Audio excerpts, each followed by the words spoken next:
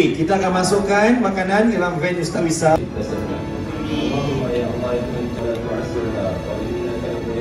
Alhamdulillah, Tengku Mahkota Ismail Youth Center menjadi tempat bagi lawatan sambil belajar para pelajar Blok B bagi tahun 2025. 84 orang pelajar serta 8 orang guru telah pun bertolak ke TMIYC Johor Bahru dengan menaiki 2 buah bas serta 2 buah van.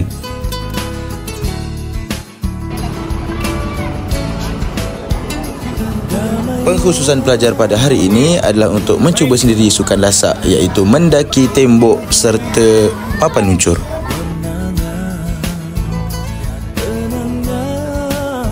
Kehadiran kami ke sini telah pun disambut oleh kaki tangan TMIYC Johor Bahru serta kaki tangan latihan untuk segala sukan lasak yang disediakan.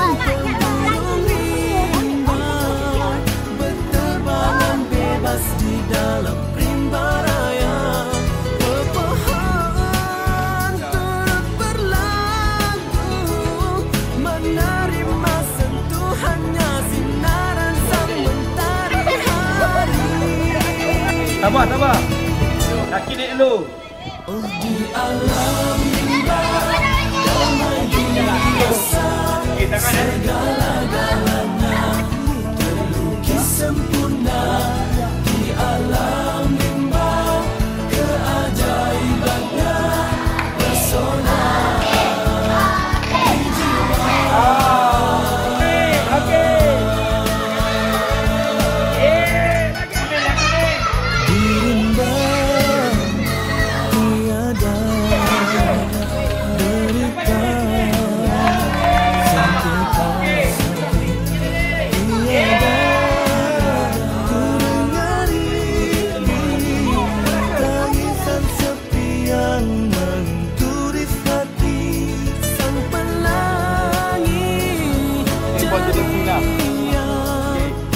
tangan kehadirannya kebimi senja bisikan desiran air turut sama menghiasi keindahan ciptaan ilahi.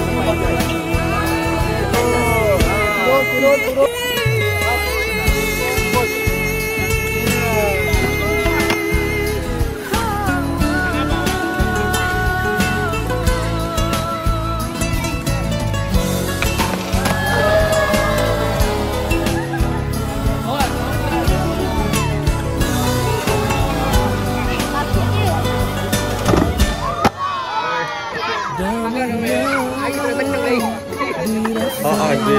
Alhamdulillah, selesai bagi aktiviti para pelajar dan kini tibalah masanya untuk para pelajar menikmati jamuan tengah hari di TMIYC Johor Bahru.